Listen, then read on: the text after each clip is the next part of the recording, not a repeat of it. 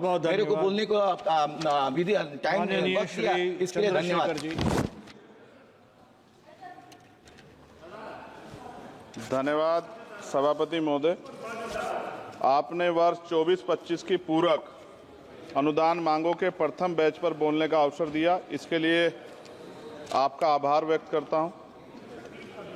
पूंजीवाद वह जो लगातार बढ़ रहा है, मुख्य रूप से ठेकों के माध्यम से निष्पादित किया जाता है और बड़े लाभ ठेकेदारों को जाते हैं, जबकि सामाजिक कल्याण योजना के लिए बजट जो प्रत्यक्ष लाभ हस्तांतरण के माध्यम से पारित किया जाता है घट रहा है।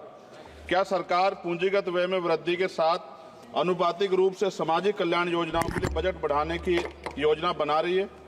अनुसूचित जाति के कल्याण के लिए आवंटन पर विवरण यह दर्शाता है कि बजट के अनुमान 23-24 को 158,161 करोड़ रुपए और संशोधित अनुमान 23-24 का 146861.08 करोड़ रुपए, जबकि बजट का अनुमान 24-25 का 165597.70 करोड़ रुपए है, जबकि बजट परिव्यय 4765,768 करोड़ रुपए है, जो कुल बजट परिव्यय का लगभग 3% है। यदि नहीं तो अद्यतन आंकड़े क्या हैं? AWSP, SC योजना मुख्य रूप से आय सर्जन योजनाओं, कौशल विकास और बुनियादी ढांचे के विकास पर सकारात्मक कार्रवाई को लक्षित करती है, ताकि लक्षित आबादी के बीच गरीबी को कम किया जा सके, उन्हें गरीबी रेखा में ऊपर लाया जा सके। सरकार अनुसूचित जाति और जनजातियों की आबादी के अनुपात में समावेशी विकास के लिए बजट आवंटित करने के लिए जाति गणना के साथ रुकी हुई जनसंख्या गणना कब शुरू करेगी?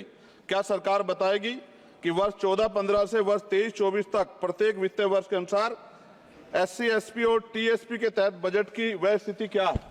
वित्तीय वर्ष 2014-15 से वित्तीय वर्ष 23-24 तक SC, SP और TSP बजट का लंबित बैकलॉग क्या है और बैकलॉग को कम करने के लिए क्या योजना है?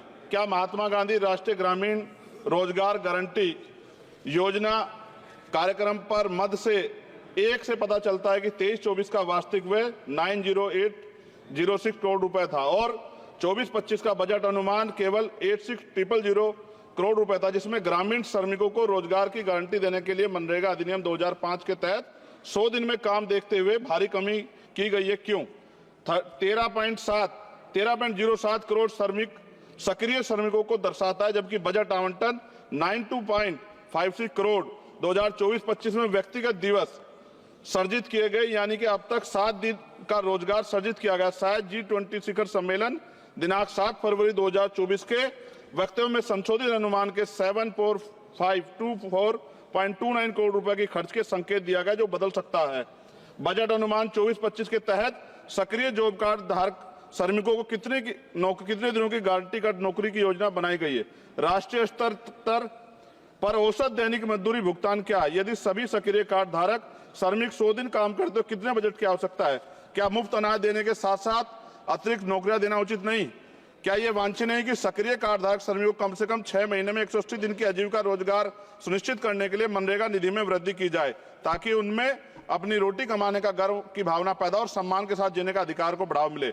स्कूली शिक्षा और साक्षरता विभाग पर समग्र शिक्षा बजट अनुमान लगभग 10.5% कम दर्शाता है। समग्र शिक्षा बजट अनुसूचित जाति और जनजातियों की संख्या के अनुरूप है क्या? सक्षम आंगनबाड़ी और पोषण आंगनबाड़ी सेवा पोषण अभियान किशोरियों के लिए योजनाओं के लिए प्रावधान पिछले वर्ष की तुलना में कम है, जबकि NP ने प्रारंभिक बाल देखभाल और शिक्षा ECCI के पाठ्यक्रम की सिफारिश की, जिसके कारण अधिक आंगनबाड़ी कार्यकर्ताओं को उनके बजट की आवश्यकता है। क्या अधिकांश आंगनबाड़ी कार्यकर्ता SC और ST समुदाय से? कृपया सामान्य कर्मचारियों के साथ साथ राज्यभर तैनात अनुसूचित जाति और जनजाति कर्मचारियों का विवरण साझा करें।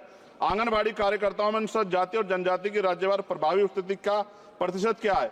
क्या प्रधानमंत्री आयुष्मान भारत स्वास्थ्य अवसंरचना मिशन, जिसके लिए बजट में अनुमान के लगभग 50% की कमी दर्शाता है, जबकि जनसंख्या में वार्षिक वृद्धि और अवसंरचना के कारण पूंजीगत व्यय में वृद्धि के बावजूद बजट अनुमान 24-25 में भी कमी की गई है? आप स्वास्थ्य में व्यय को किस प्रकार बढ़ाएंगे तथा इसमें GDP के 6% के स्वीकार्य स्तर पर लाने का प्रस्ताव रखते हैं? अनुसूचित जातियों की लगभग 80% आबादी सीमांत किसानों और दिहाड़ी मजदूर से बनी जो गांव में रहते हैं, जबकि शेष आबादी शहरी क्षेत्रों में रहती है। इसलिए क्या बड़े पैमाने पर कृषि भूमि पर काम करने वाले दिहाड़ी प्रवासी मजदूरों के लिए किसान सम्मान निधि स्वीकार्य है?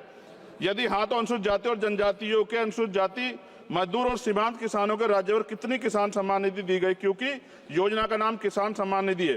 प्रस्तावित यूरिया सब्सिडी अनुसूचित जाति जनजाति किसानों की प्रतिशत जनसंख्या के अनुरूप तथा आप अनुसूचित जाति जनजाति किसानों के राज्यभर लाभार्थी जनसंख्या के बारे में जानकारी देंगे। क्या किसानों को लीगल एमएसपी की गारंटी का लाभ मिलेगा, देने को योजना है? प्रधान वित्त मंत्री बताने कृपा करें, प्रधानमंत्री फसल बीमा योजना अनुसूचित जाति और जनजाति किसानों के पास कितनी भूमि है? माननीय कृषि मंत्री से अनुरोध है कि वो सामान्य समुदाय की भूमि के सापेक्ष अनुसूचित जाति और जनजाति की भूमि का राज्यवार विवरण दे। क्या प्रधानमंत्री उच्चतर शिक्षा प्रोत्साहन पीएम यूपीएससी, खत्म कर रहा हूं सर, लगभग 23% की कमी दर्शाता है। क्या प्रधानमंत्री उच्चतर शिक्षा प्रोत्साहन पीएम यूएसपी योजना के तहत प्रावधान एससी और एसटी की आबादी को ड्रॉप आउट के अनुरूप है? यदि हाँ तो pre matric, post matric, graduation और पोस्ट ग्रेजुएशन के प्रत्येक स्तर पर एससी एसटी छात्रों, ओबीसी छात्रों के ड्रॉप आउट दर क्या है? इसे कैसे कम किया जाएगा? उच्चतर शिक्षा प्रोत्साहन से राज्यवार अनुसूचित जाति और जनजाति लाभार्थियों का प्रतिशत कितना है? प्रधानमंत्री आवास योजना ग्रामीण बजट में कटौती के बावजूद उच्च आवंटन के कारण एससी और एसटी के अधिक घर बनाए गए हैं क्या? संशोधित बजट 2023-2024 में कटौती का क्या प्रभाव पड़ा?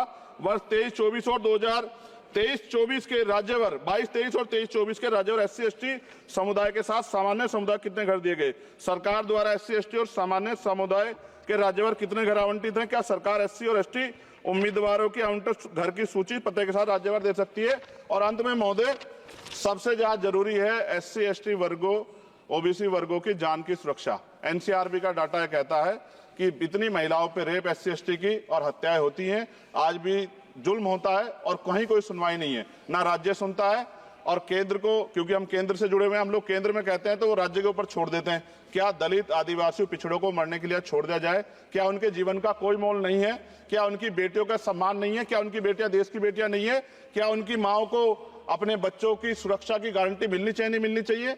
जब बजट का तो सर तब कुछ करेंगे जब वो जिंदा रहेंगे। मैं लगातार इस पे आवाज उठा रहा हूं और मुझे नहीं लगता कि इस पे कोई उम्मीद हमें ज्यादा बची है। मैं आपके माध्यम से प्रधानमंत्री से मांग करता हूं कि इन वर्गों की सुरक्षा की व्यवस्था सुनिश्चित किया जाए।